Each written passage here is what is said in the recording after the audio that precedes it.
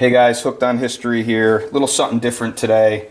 We're going to do a review for the Deteknix wireless receiver and transmitter that we bought. We didn't buy the wireless headphones.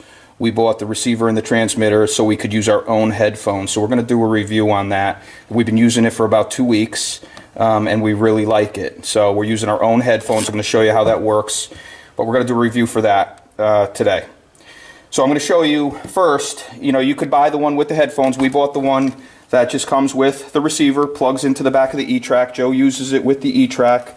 And then the receiver, just like kind of with the CTX, this can just go in your pocket. And that's where we're keeping it. I put plastic bags over them to keep them clean because we're pretty fanatical about trying to keep our stuff clean.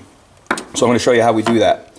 So the first thing, this is the box you get now. You don't get the fancy box with the headphones. You just get a small white box that the dealers ship out. You get the transmitter, which stays on the machine. You get the receiver that goes in your pocket. You get the rubber bands so that you can fasten it to the detector. I didn't use these for the E-Track, but I'll show you how that works. And then you get the USB charger. Pretty simple.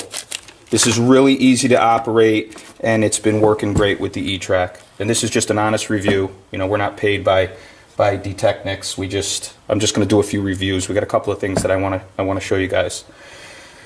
Okay, so for starters, what I did with the E-Track is I put Velcro on the bottom foot here. Okay, that's the easiest thing to do with this receiver. I put the transmitter, I put Velcro on both sides of the transmitter, and if you wanted to run this just like this on the E-Track and you didn't care about dirt or scuffing it up or getting it messy, you would just take this. This is the 3.5 millimeter jack. Okay, that's what this comes with. You can't get the 1/4 inch jack if you're going to do it this way. So you get the 1/4 inch jack, 3.5 millimeter into that, and you're basically mounted. Okay, so the only difference here with what I do is I buy the 2x3 inch bags. Okay, this is the first bag I used, and I put everything in the bag, which is a beautiful thing. I feed this through the back of the bag. I put a little hole in the bag. It just keeps everything clean. I'll show you real quick as long as I'm doing this. Oops. Out the back of the bag.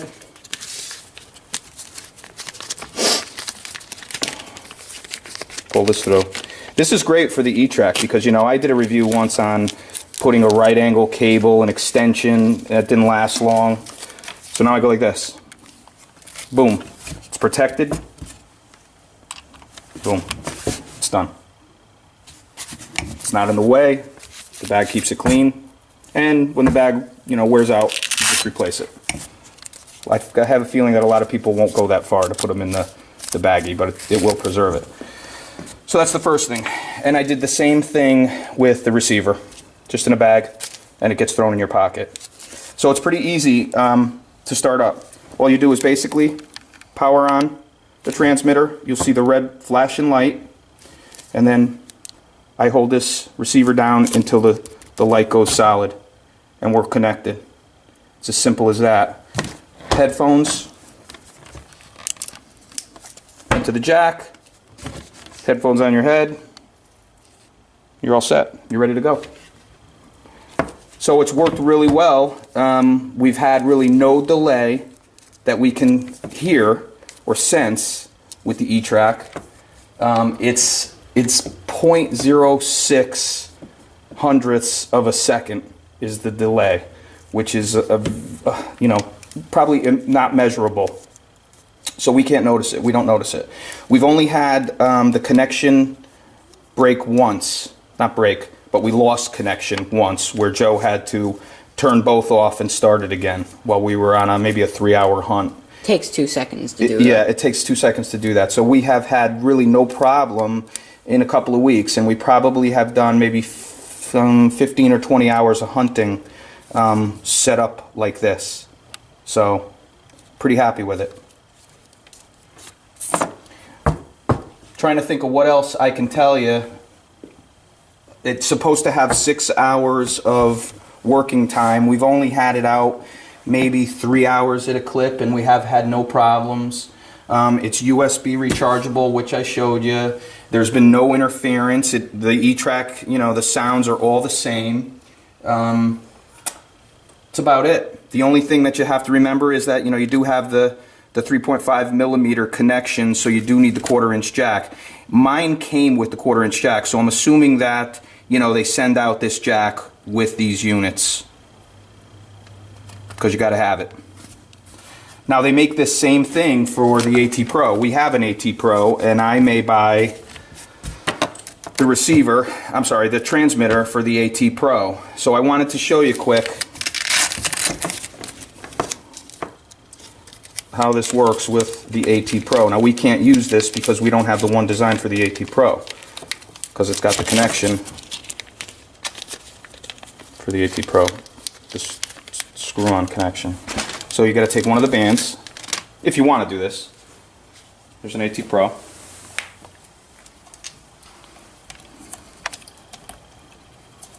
Basically, the bands just hold it in place. So you'd have the right connection for the AT Pro, and boom, you're wireless. It's a beautiful thing. So you can do that with the AT Pro. You can do like we're doing with the E-Track. And I also have a White's MXT that I will probably use this on as well. So I also wanted to show you, my cameraman left, so I'm going to try and do it one-handedly. The USB charger plugs into the side of each, the receiver and the transmitter. So it's just a little rubber tab. One hand, it's not easy. Okay, little rubber tab, and it's USB. And here's the USB cord. So you can plug this USB into your computer or into like your phone charger. I use the phone charger, I don't plug into the computer. Okay, so it charges easy. It charges, you know, it's taken me up to an hour to charge. I don't know if it's going to take longer than that if we totally kill the battery, but it's taken about an hour to charge each, maybe a little bit shorter, maybe a little bit longer. So what I do is I just charge it as soon as we come home. I plug them in so that we're ready to go. You know, we do a lot of hunting, and we sometimes, without notice, you know, last minute, we'll just run out the door, so I want them charged. Okay? So there was that. And we plan on doing a few other things with the channel. You know, we're always buying something, whether it be diggers, pinpointers, even metal detectors. We're going to just review them. We're going to show people what we use, and maybe that'll help some of you, you know, when you're making a decision or you're going to buy something.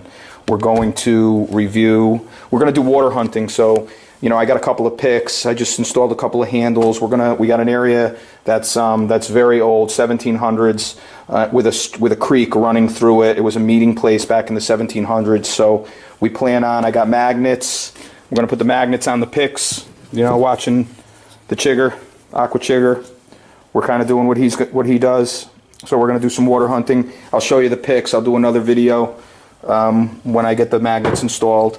And we are going to review the X-Pointer wader, which we need. You know, we need a waterproof pinpointer.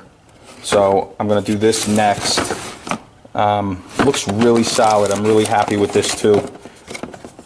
This is submersible up to 10 feet. Rechargeable.